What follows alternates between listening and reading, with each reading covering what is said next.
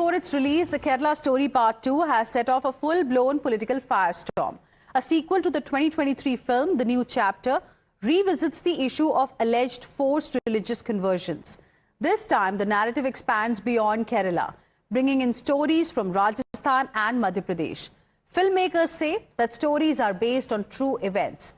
The trailer opens with a stark warning that India could become an Islamic state within the next 25 years. That attempts are being made to convert unmarried girls, and India's demography is going to change very soon.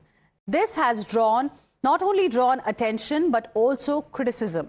Remember how the first part had triggered a massive row with Kerala government strongly objecting to the movie, citing exaggerated narratives with regard to women being recruited by the ISIS from the state. Now, with the sequel slated for release very soon, the political temperature is rising once again.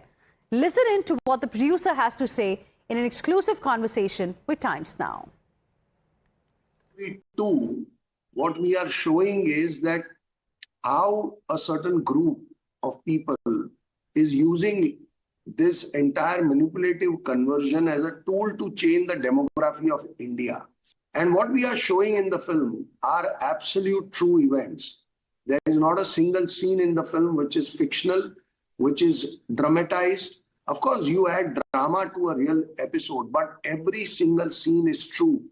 And that, I think, should serve as a very big eye-opener to millions and millions of families. This number of 2047, they want to do Ghazwa-e-Hind, or by 2047, they want to convert India into an Islamic state, is not something that we have coined. There have been documents have been seized from various places where they have written that design for themselves, right? And you know there are organizations which have been banned for writing such material and propagating it. So we are not coining this word. Viewers, Kerala Story Part 2 film row has reignited a political debate as well. Kerala Chief Minister Pinarayi Vijayan has slammed the sequel to the Kerala Story, hurling the charge that it is a hate-mongering film. It indulges in hate-mongering. He has flagged what he calls a communal agenda and said Kerala will reject fabricated narratives. Vijayan also alleged that the film attempts to demonize the state's secular fabric.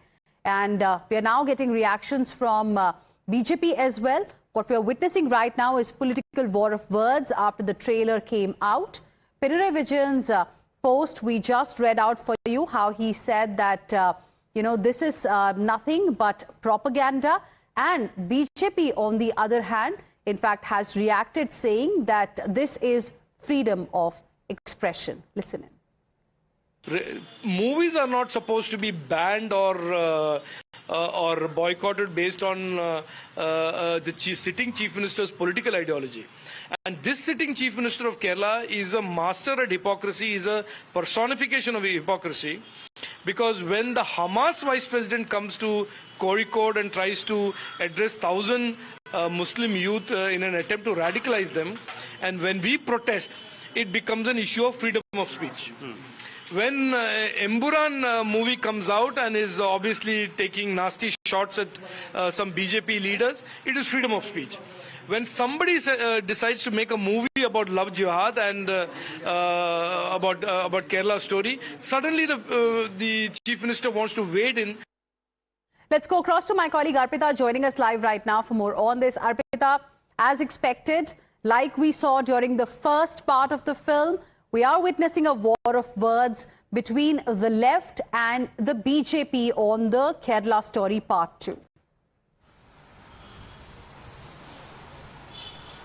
Yes, rightly said, Hina. The Chief Minister and other ministers of the left government are coming forward saying that they will strongly oppose this movie because this movie is a propaganda-based movie where they're trying to show the state in a bad light. They're trying to defame the state ahead of assembly elections.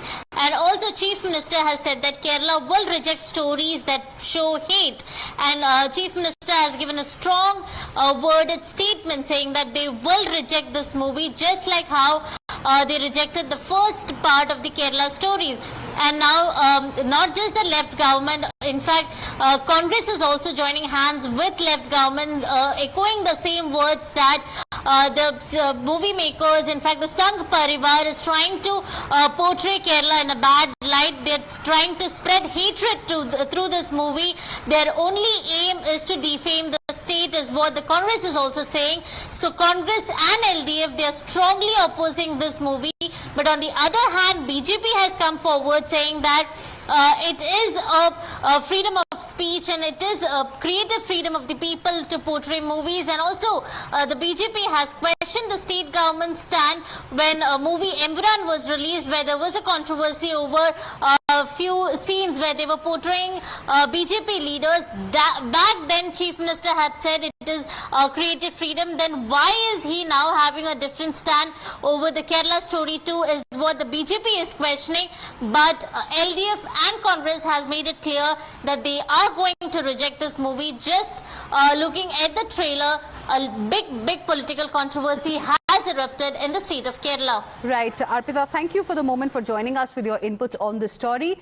And like Arpita was mentioning, now what we are witnessing is coming together of both left and the Congress when it comes to opposition of this particular movie, the second part of Kerala story. Now, other opposition netas, in fact, have also mounted a sharp attack, calling the film divisive and branding its narrative as propaganda. Just like the last time, Kerala Chief Minister has also criticized part 2 of the film, while leaders from the Congress, Samajwadi Party, PDP and National Conference have also voiced some strong objections. Listen in. മതേതര പ്രസ്ഥാനങ്ങളെല്ലാം യോജിച്ച് നടത്തിയിട്ടുള്ള പ്രവർത്തനങ്ങളുടെ ഭാഗമായി കേരളത്തിൽ ഉണ്ടാക്കിയ മുന്നേറ്റങ്ങൾ, അത് മതനിരപേക്ഷതയുടെ കാര്യത്തിൽ, കേരളത്തിന്റെ ജനാധിപത്യ സംവിധാനങ്ങളുടെ കാര്യത്തിൽ, കേരളത്തിന്റെ വികസനത്തിൽ, ആ നേട്ടങ്ങളെല്ലാം ഈ രാജ്യത്ത് പലർക്കും അസൂയപ്പെടുന്ന നേട്ടങ്ങളാണ്. അതിന്റെ ഭാഗമായി കേരളത്തെ മോശപ്പെടുത്താനുള്ള വലിയ ശ്രമങ്ങൾ നടക്കുന്നതിന്റെ ഭാഗമായി ഇത്തരം ചില കണ്ടന്റുകൾ സിനിമ മേഖലയിലൂടെ ചലച്ചിത്രങ്ങളിലൂടെ പ്രദർശിപ്പിക്കാനാണ് ശ്രമിക്കുന്നത്. We have been accustomed with hypernational movies because we have been, sensitized with this type of movies. But movies that tell blatant lies, like the Kerala Files 1 and now the announced one, Kerala Files 2, they are spreading lies like Goebbels, who spread lies for Hitler. Maybe Sudipto Sen will get a national award for the best director next time, because this type of movies, a fascist regime, a neo-fascist regime, will always accept as the best movie because they are telling blatant lies. So this type of movies may create a lot of division in the Indian society.